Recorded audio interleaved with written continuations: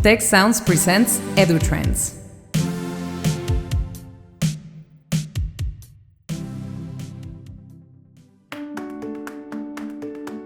Welcome to EduTrends presented by the Institute for the Future of Education. This is a Tech Sound podcast, the official podcast of Tecnológico de Monterrey. I am José Pepe Escamilla and I am Associate Director of the Institute for the Future of Education. Today's guest is Dr. Mari Burns, a renowned specialist in educational technology from Brookings Institution. It's a pleasure to have you here, Mari. Igualmente. Thank you, Jorge, for inviting me. You're welcome. I want to ask you first more like a personal question.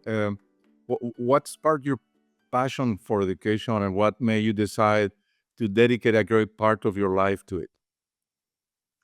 Sure. And sorry, apologies. I said Jorge. Pepe. Thank you for inviting me.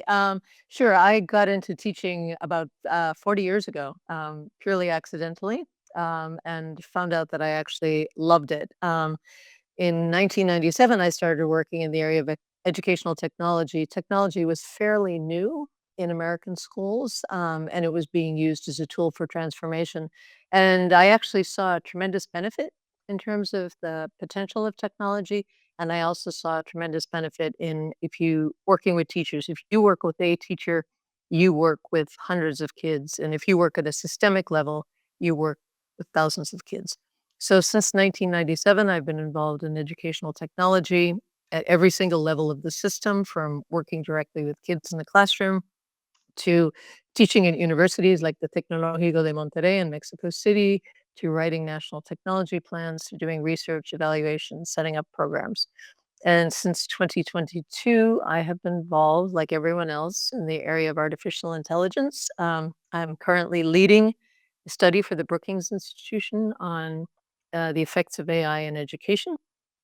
Before that, I was working at a university in Portugal, actually helping my colleagues in the faculty actually learn about and integrate AI. And I've done quite a bit of writing and research on AI, and I've used it myself actually quite extensively in my own work.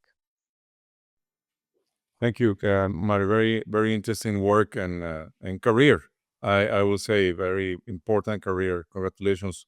Um, you were recently at Tecnológico Monterrey in a meeting organized by UNESCO and the Graduate School of Education from Tec de Monterrey, and you presented some work that you are doing around AI in education. What can you tell us about that work? Sure. Yeah, so I've been, as I said, leading a study for the Brookings Institution on AI in education. Um, I'm a consultant for Brookings. I am a long-term consultant, but I don't work there. So we're actually looking at, what are the potential risks of AI?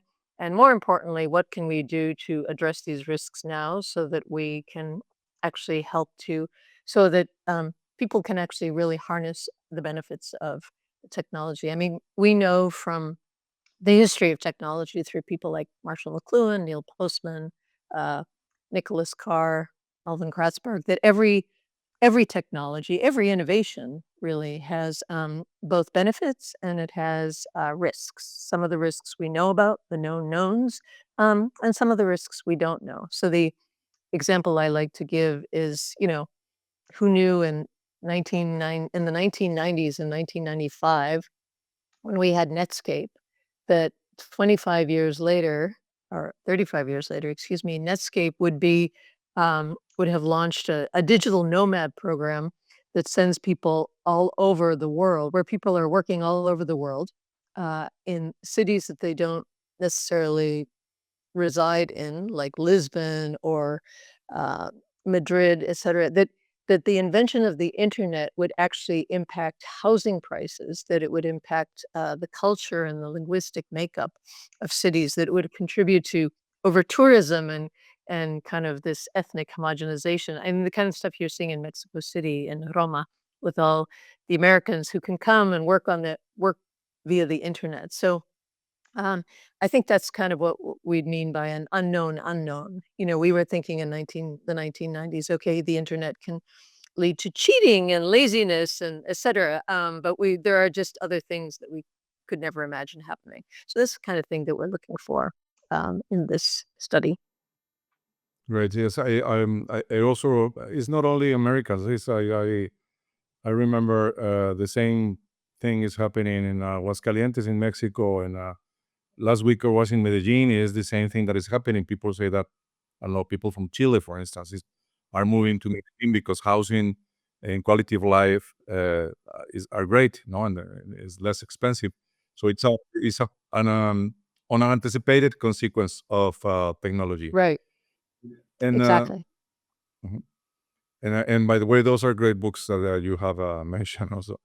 And I think that people should read them. Uh, s-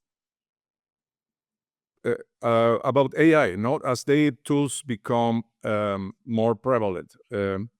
What are your point of view on the role of the teacher? No, so we have been talking for 20 years or more that the teacher's role has to change, not to be more student centered, to be more the creator of learning scenarios than teaching, etc. So, do you think these tools now will make a reality these changes? And also, what are the biggest myths, overestimations about AI and what AI can do in Um, the cloud? sure. So those are two questions, and I'll take each one separately. I mean, I think from what I've seen, both in my own experience and teachers that I interviewed before the Brookings Project, not only was I working at a university using AI for my own instructional design, I design online courses and teaching faculty and teachers how to use AI. But I was also interviewing teachers around the world about their experiences with technology, and AI was just beginning. So, if I had to do this crudely, I would say that I think for about a third of the world's teachers, this is very crude. Um, is AI changing the role of the teacher to more of a guide and facilitator? Absolutely, yes.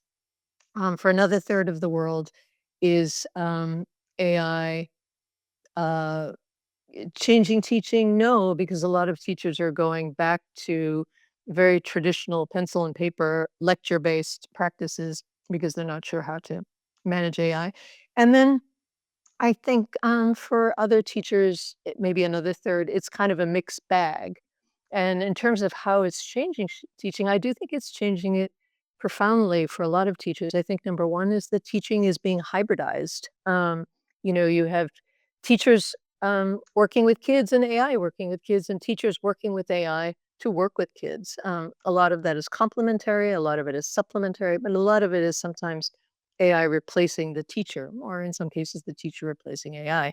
Um, I think teachers are becoming more and more because these technology companies are releasing tools to on schools that aren't completely fit for purpose or aren't completely baked, if you will, cocinado, then teachers actually have this intermediary role.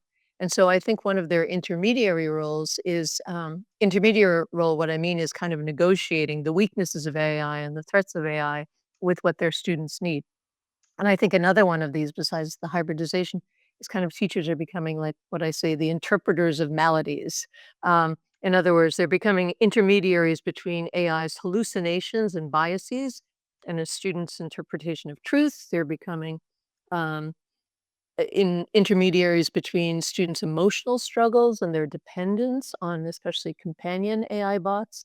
And they are intermediaries between parents who confront teachers because ChatGPT gave their kid a better grade than the teacher did. I think the role of teacher is changing and that they're becoming ethical stewards. They're ensuring that AI use respects human agency and dignity and autonomy. I think they're becoming detectives and forensic specialists. As much as we don't want to say this, kids are using AI. Many kids are using AI to cheat, so teachers are investigating the authenticity and authorship of student work.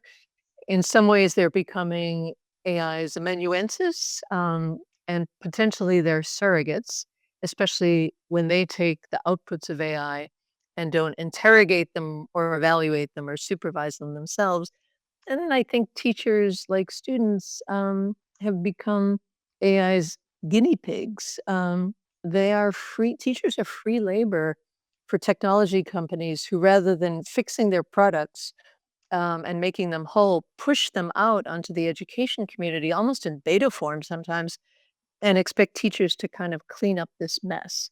So I'm just going to say this before I move on to the next question. I have been involved in the ed tech world for almost 30 years. I have never seen such pressure on teachers, on schools to use tools such as these. And OpenAI and Anthropic and Google, they're not creating these products to help teachers.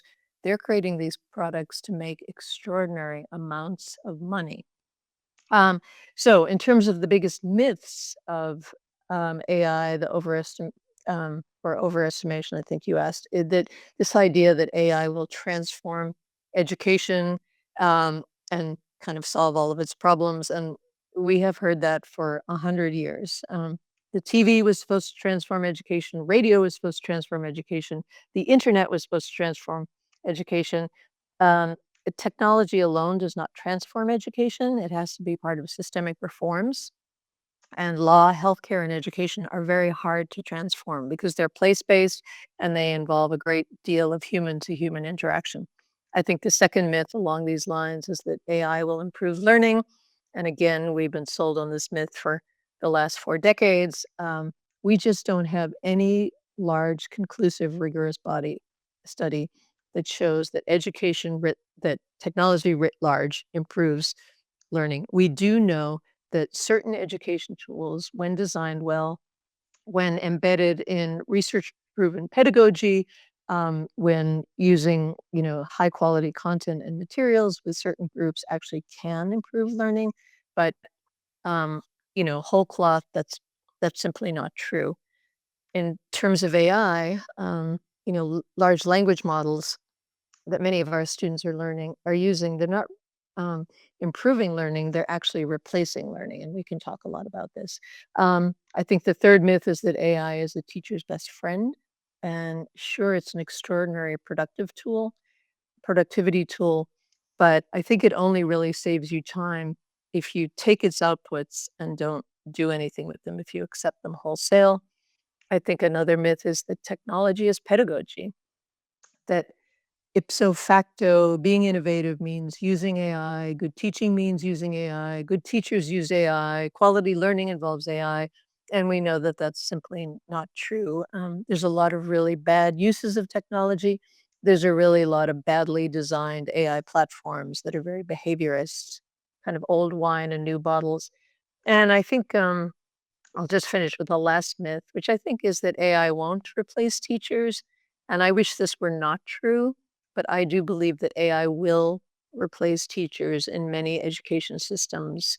In my country, in Mexico, private education systems that are for-profit institutions that want to make money. The best way to make money is to reduce your costs. The best way to reduce your costs in education is to reduce the costs of labor, which involves teachers. I think we will see AI used to replace teachers in those contexts and also in places like sub-Saharan Africa or South Asia where there's severe teaching shortages and it simply costs too much money to recruit and train and support and keep supporting teachers. So I'll stop there because that's long answers to 2 questions.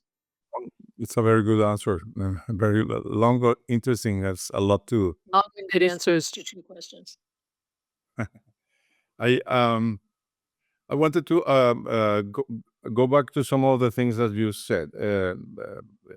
Many things that I would like to ask you, but we will not have a lot of time. So I will start with these students over relying on AI. It's also known as cognitive offloading. So what are the risks there, and how do you think we can or should uh, proceed, to mitigate those risks or to reduce those risks? Or um, for sure, there's one third that are going back to traditional paper and pencil, but is that the only solution, or are there other possibilities? No, I don't think there's one solution. No, so the risk for in terms of cognitive offloading for your audience that may not be familiar with that term, I mean, that's just basically, essentially at its core, getting AI to do the work that the human brain would do. And we have a long history of offloading with technology. We use calculators.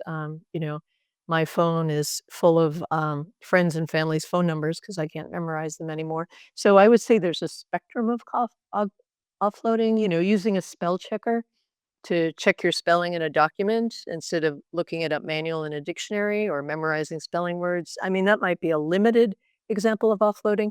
The danger of AI and large language models in particular is they're thinking machines or they seem to be thinking machines. They're actually probability machines, but they are very good at doing the thinking for you. This is not just me saying this. This is OpenAI and Anthropic. I mean, both of them this year have released documents. One of them is OpenAI's system card that talks about the dangers of um, students subsuming their higher level thinking to ChatGPT, and the Anthropic in the spring published a study of how university students in the United States are using AI. They are using it for analyzing, synthesizing, creativity, and evaluation. These are higher level thinking skills. AI excels at higher level thinking. So I mean, the dangers here are multiple. They're physiological. We can see changes in the brain. I mean, I've read studies that talk about concerns that this is not proven, but concerns that without that kind of cognitive friction and that kind of cognitive workout that like exercise you do at the gym, except with your brain, that that we could all potentially be at a risk of higher levels of, let's say, dementia. Um, if that sounds odd to you, I suggest to your audience to look at the London cabbie study between cabbies that use a GPS system and cabbies that memorize the street system in London. They found that the cabbies who memorize the street system have bigger hippocampuses and less incidence of dementia. So, I mean, so there's those kind of changes, but the big thing is that we just simply won't learn or we won't want to learn. So the offloading really erodes not just our ability to learn, our ability to memorize, our ability to think critically, to read, to write, to argue, but also our desire to do that. That's the big thing. So, how do we address it? I think we have to address it in a number of ways, and I think some of the technology companies are doing that. So, there's Claude for Education. There's, I think it's called Study Together, OpenAI, Conmigo. These are platforms that rather than giving you the answer, they actually scaffold reasoning and thinking with their users. In this case, it's supposed to be students. I think there's a number of things, cognitive force functioning, progressive disclosure, like we do in online learning, where you don't give out the whole answer. You just give out parts of the answer. I think a simple thing that could be done, if you've used Claude versus ChatGPT, you'll notice in ChatGPT, it's always offering to do more for you because it's sycophantic. It wants to please you. If you took away that last line of code that simply says, can I do this for you? Can I do that for you? Can I take this and turn it into a document for you? Claude doesn't do that. I think that would go a long way toward cognitive offloading. I think teachers have to design activities that really impede the tendency to offload cognitively, and that's easier said than done. It's not as simple as the learner-centered versus teacher-centered dyad. The classrooms I've been in where they're preventing offloading most effectively are very traditional classrooms where the teacher talks, the student takes notes by hand, there is no technology, everything's written or oral.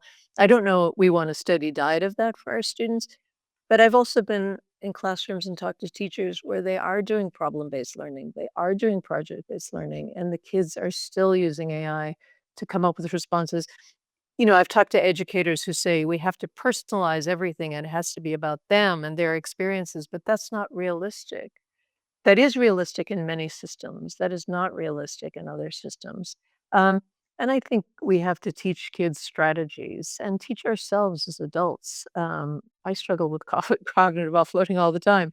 So I think we need strategies where we really, work on promoting um, our own agency around this technology.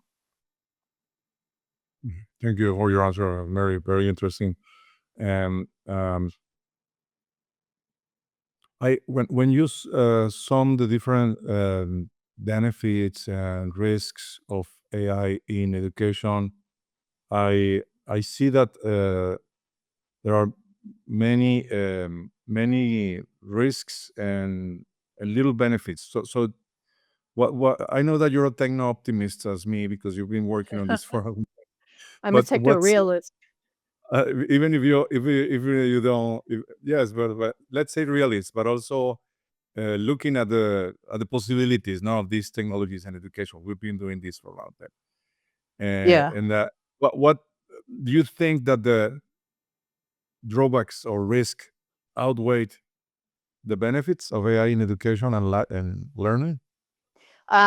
So let me go back. So number one is, I mean, thank you for pointing that out because we've had conversations. Yeah, I believe that um, I don't think you should not have AI in schools. I think you really need to be extremely careful about how it's rolled out and used and how kids are prepared to use it because this technology is not like anything else we've had before.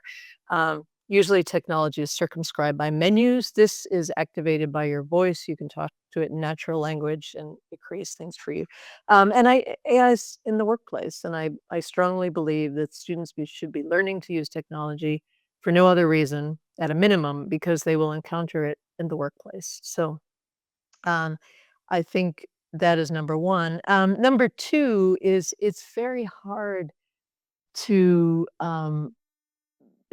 determine what the real risks and benefits of a tool that is and platforms that is so new are. So it's been 3 years. It'll be 3 years next month since OpenAI launched ChatGPT 3, which was kind of the large scale release of these models. I mean, they'd existed before, but they hadn't been used in schools really, and they hadn't been used at scale.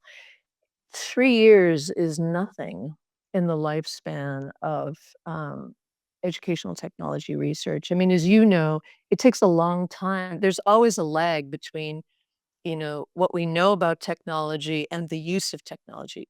We have great data now on TV for learning and radio for learning and more about internet for learning because we have 100 years, uh, another 100 years, 50, 80 years, and about 40 years now worth of data that we can look at. So we don't have enough. So oftentimes, including when I talk, there's these presumptions of causation. Um, and we just don't know yet for sure. Now, having said that, this study, I'm sent to look for problems, um, but I was very concerned about AI and its effects on children, not on trained adults or scientists or university professors, but on kids. I was worried about it 2 years before I even came onto this study. And, there are benefits. I mean, we do know we have some pretty good data that starts before generative AI, that intelligent tutoring systems, which typically use predictive AI and kind of classic AI, um, that there's really good data behind those tools. Again, those are old technologies, those are decades old. I mean, we have some pretty good data on the impacts of personalization. We know that AI is a pretty amazing productivity tool. So, and we know that AI excites kids, and we know what the possibilities of AI are. So, this is some stuff that we do know. Um, but we also know other things that I think right now are we got to get a handle on these because they're disturbing. We know that there is a fairly strong relationship between using AI and cognitive offloading and dependence and decline in cognitive functioning. We know that. Some of the best work that I've seen that's coming out of there is Michael Gerlich, who's at the Swiss Business School. Um, we know that kids are getting addicted to these companion bots, and we know that these companion bots are designed to promote engagement and addiction. And we know that the more kids use them, the lonelier they feel. We know some of this from Jean Twang's work on social media, but we know some of this increasingly from documentation.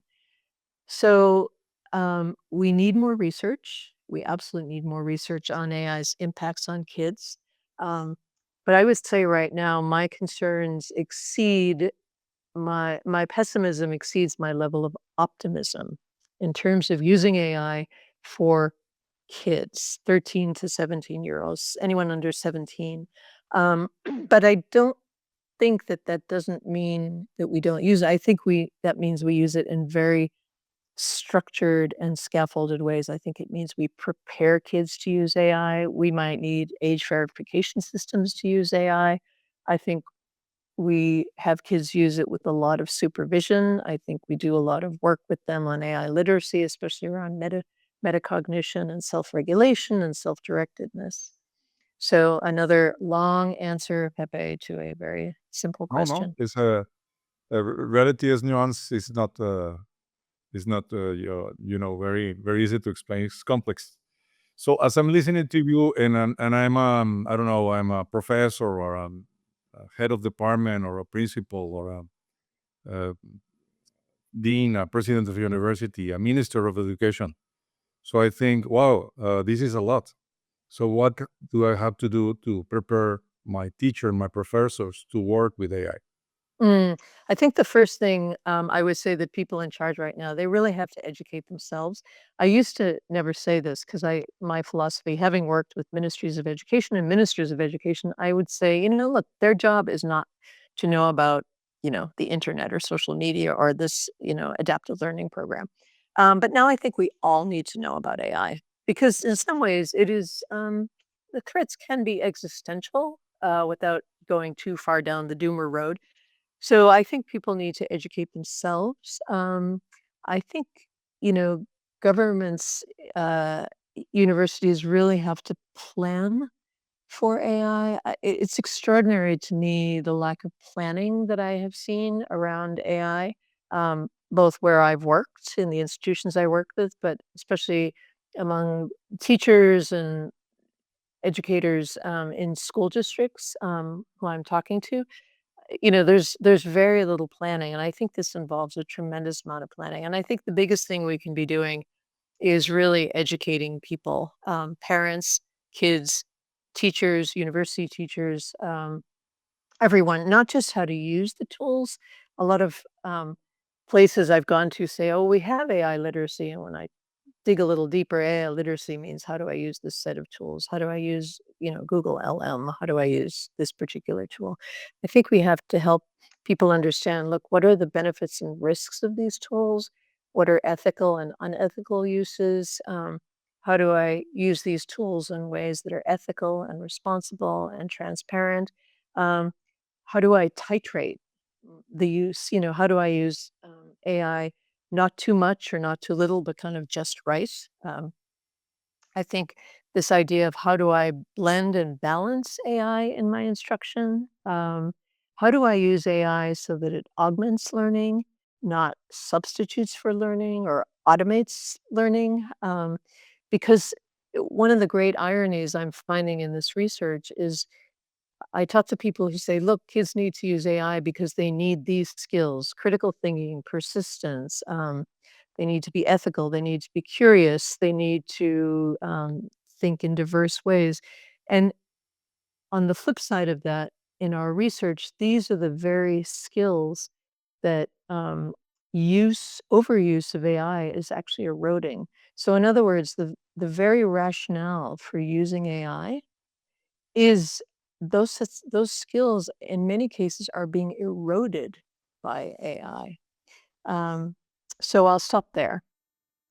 Yes, and also those are the most important skills that you need to be a good user of AI. No, it's a Yeah, paradox that yeah, exactly. That and I'll just I think the one big thing is it's become very clear again. We have to know content. I mean, teachers All of it. We teachers have to be masters of content. In some ways, we've gotten away from that over the years. I was a Latin teacher. I never took a Latin course, but I ended up teaching Latin for 2 years. I was learning along with my students. That happens in a lot of education systems. You have people who are teaching outside their content area. That is a recipe for disaster because AI is going to serve up responses that if you don't know your content area. And if kids don't know this content area, and they don't because they're young, they're learning it, that is just an absolute recipe for ignorance and misinformation and disinformation. Yes. Oh, related to that, and another thing that you said about adaptive learning. So at Tec de Monterrey, we had an adaptive learning strategy that was in the process of being scaled.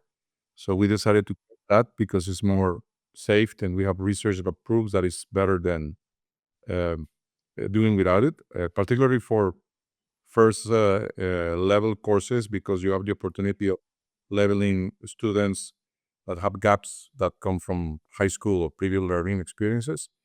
And it has worked very well.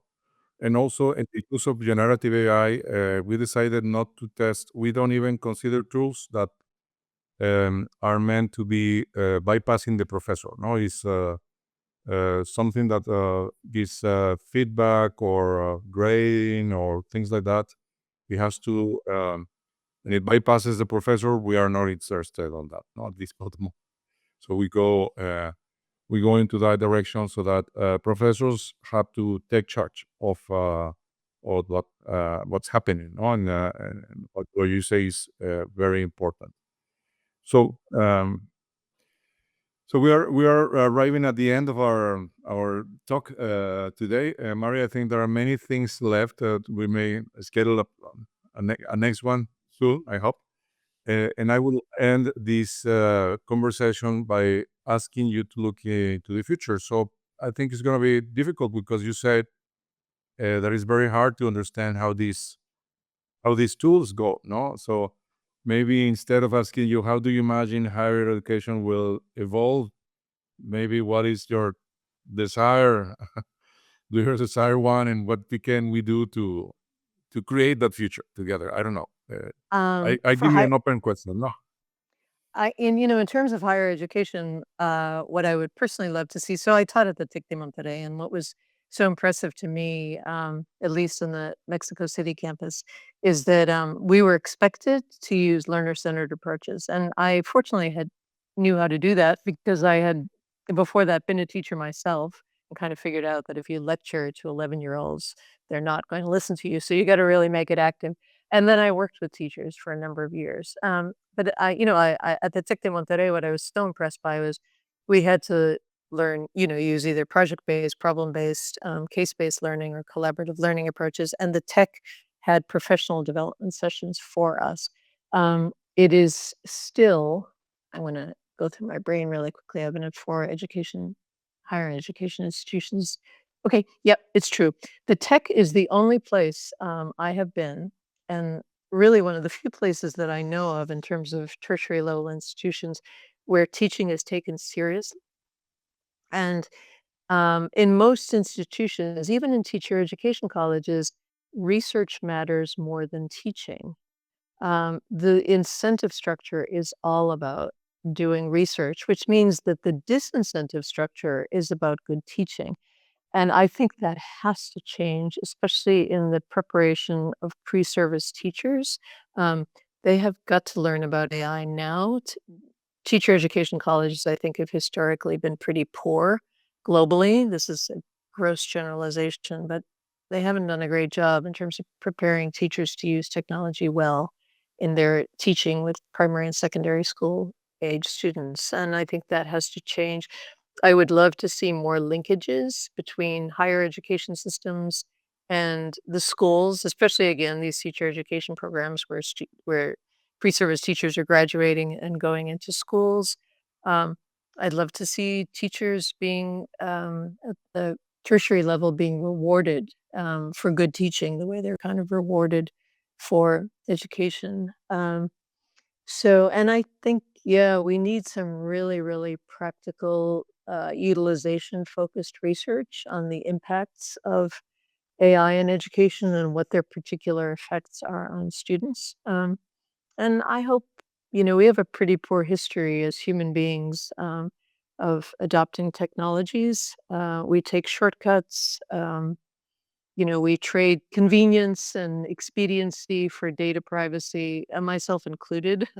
And, I just think I'd like to see more awareness, especially around AI, because as I said earlier, I think this is kind of we're talking about a different ball of wax here, a different type of technology that I think might have more profound implications than other technologies have had in the past.